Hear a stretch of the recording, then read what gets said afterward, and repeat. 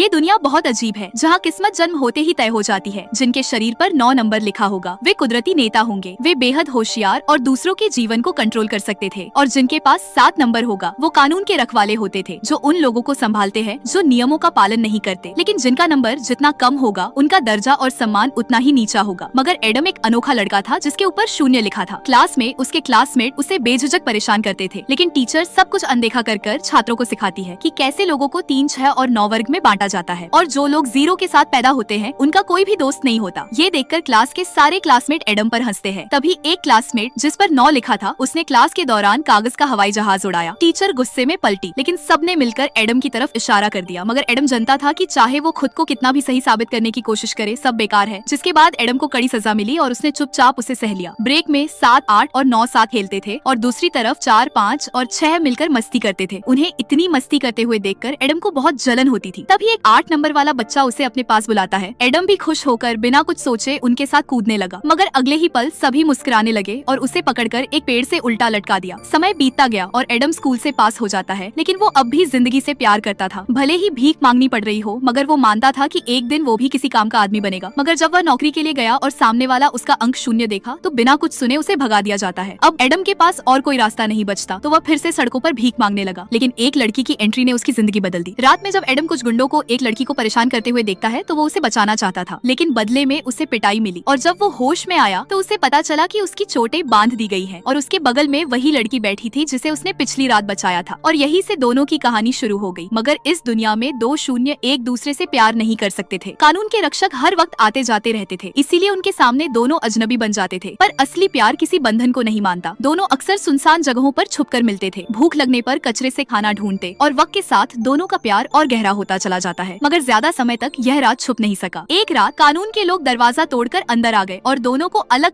कर एडम को जेल में डाल दिया गया। लेकिन उस वक्त उसे ऐसा लगा जैसे दुनिया की सारी रोशनी खत्म हो गई हो। तभी एक गुलाब की पंखुड़ी अंदर आई। वो खिड़की से बाहर झांकता है और देखता है कि वही लड़की उसके सामने खड़ी है। लड़की ने अपनी शर्ट उठाई और दिखाया कि उसका पेट फूला हुआ है। वो अपने पति को ये खुशी बताना चाहती थी, मगर बाकी लोग जब देखते हैं कि 2 शून्य का बच्चा होने वाला है तो उन्हें गुस्सा आ गया और वे गालियां देने लगे। अचानक लड़की को तेज दर्द शुरू हुआ और वो नीचे गिर पड़ी, लेकिन पास खड़ा कोई भी डॉक्टर मदद करने के लिए आगे नहीं आता। लड़की अकेले ही उस बच्चे को जन्म देती है। तभी एक अजीब चीज होती है, वहाँ मौजूद लोग उस बच्चे को देखकर उसकी पूजा करने लगे। एडम समझ नहीं पाता कि ऐसा क्यों हो रहा है, लेकिन जब उसकी पत्नी बच्चा लेकर पास आई तो उसने देखा कि उसके हाथों में 2 जुड़े हुए ट्विंस थे जिनके शरीर पर लिखा था अनंत।